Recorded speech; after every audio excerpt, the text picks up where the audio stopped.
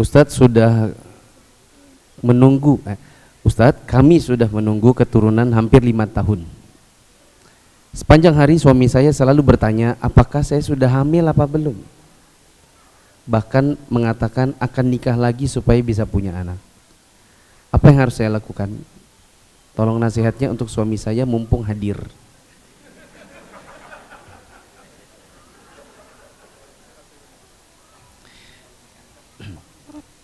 Saya tidak bisa jawab dengan satu jawaban. Ada sebagian orang yang memang mereka sangat ingin punya anak. Karena kadang-kadang yang ingin ini bukan cuma dianya, tapi orang tuanya. Bahkan kadang-kadang sukunya, keluarganya. Tiap kali ada kumpul keluarga mesti ditanya, kapan hamil, kapan hamil. Seolah-olah hamil itu diinginkan dan buncit sendiri tanpa kehendak Allah. Seolah-olah setiap orang kalau sudah nikah itu harus pasti punya anak. Ya, kadang ada sebagian orang yang memang dia berasal dari kalangan keluarga yang memang punya anak itu adalah sesuatu yang harus. Ada juga sebagian orang yang tidak demikian.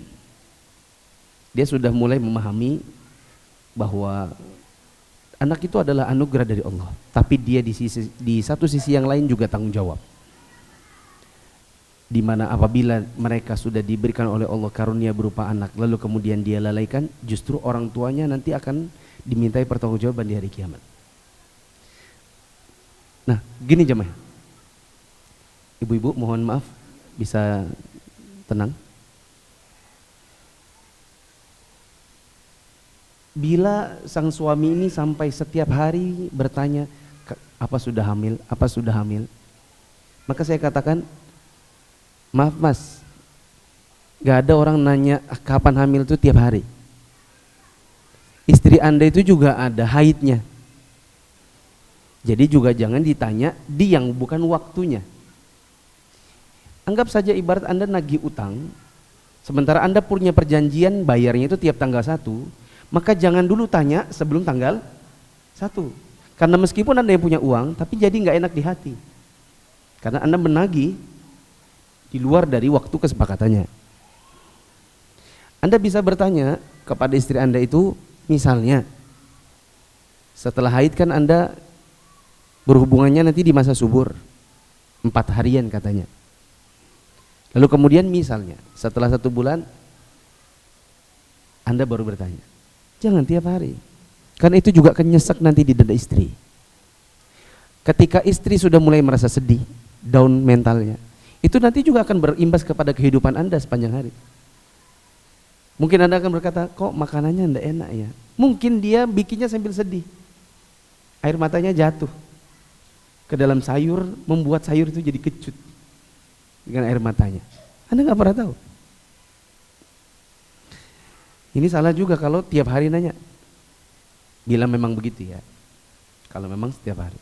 Mungkin suaminya dalam hati, coba suaminya mana ya? Mungkin suaminya dalam hati, enggak tiap hari, tiap bulan iya. Oke, Anda nanya tiap bulan, nggak apa-apa. Yang kedua, sudah 5 tahun, sudah melakukan proses apa? Sudah ada proses periksa atau belum?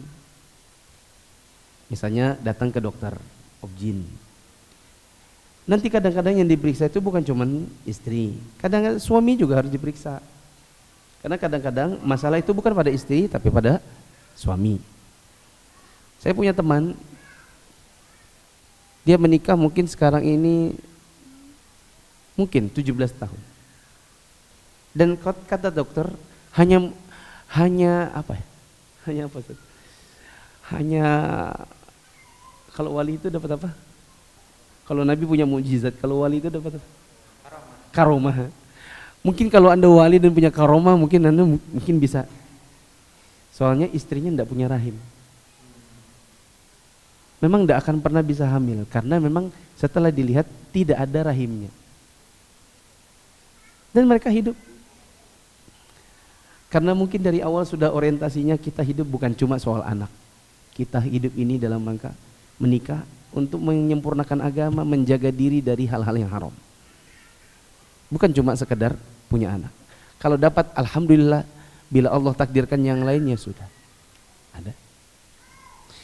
Itu dari istri. Kadang-kadang bukan dari istri, ternyata istrinya normal. Suami misalnya ada penyempitan, ada ini, ada itu. Ya. Nanti setelah periksa, baru kemudian akan diketahui, baru setelah itu mungkin Anda akan memutuskan. Misal, hasil pemeriksaannya adalah istrinya memang misalnya akhir gitu, dia nggak akan bisa hamil seperti tadi ya, tidak punya rahim. Setelah itu suami yang mungkin akan berkata, oh kalau gitu saya pisah aja ya, karena ibu saya mendesak, bapak saya mendesak untuk kita pisah. Kalau memang harus demikian, bila memang harus demikian, ingat sebagaimana Anda pertama kali ambil istri Anda dari bapaknya secara baik-baik, kembalikan dia dengan baik-baik. Sebagian laki-laki baik-baiknya hanya waktu nikah. Begitu ada masalah ditinggalkan istrinya. Ya. Anda nikah diam-diam itu bukan mesti solusi. Anda nikah lagi itu bukan mesti solusi.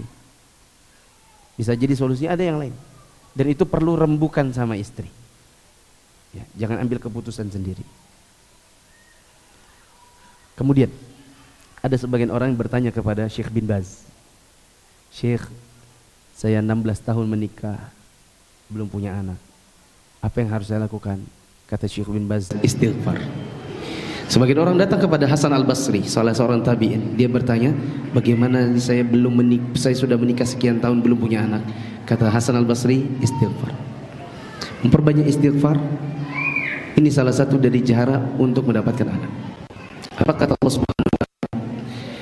Faqultu astaghfiru rabbakum innahu kana ghaffara yursilis samaa'a 'alaikum midrara wa yumdidukum bi amwalin wa banina wa yaj'al lakum jannatin wa yaj'al lakum anhara. Dan aku berkata kepada fakultus taghfiru, aku berkata, mintalah ampun, istighfarlah kepada Tuhanmu. Sesungguhnya Tuhanmu itu adalah Maha Pengampun. Kalau kamu banyak-banyak minta ampun, apa yang dilakukan oleh Allah? Yursilis samaa'a 'alaikum midrara. Allah akan turunkan hujan yang lebat. Wa yumdidukum bi amwal wa banin. Allah akan kasih kalian harta yang banyak dan anak-anak. Maka caranya hamil itu salah satunya memperbanyak istighfar. Saya punya teman 13 tahun tidak punya anak. Begitu 13 tahun punya anak pertama. Saya tanya adiknya, kakak antum bagaimana caranya? Kata adiknya, dia itu minum jeruk apa gitu. Jeruk. Oh ya, jeruk apa? Saya gitu, jeruk apa emang? Waktu akikoh saya datang, terus saya tanya, Mas, jeruk apa yang antum minum? Jeruk apa? Kata adik antum mengkonsumsi jeruk apa gitu biar cepat hamil. Dah ada jeruk apa? Jadi apa? Nggak tahu, tiap hari banyak istighfar saja. Jadi tiba-tiba hamil. Wallahu a'lam. Apalagi ini baru 5 tahun. Ada yang 10 tahun, 13 tahun, bahkan ada yang 17 tahun baru dapat anak. Dan saya tambahkan 2 hal. 1, yang bukan pasutri ini nggak usah ngurusin urusan orang. Jangan nanti ibu sesama akhwat nih dikit-dikit tanya kapan hamil. Apalagi tahu sesama perempuan itu kan sensitif, nanya-nanya yang seperti itu.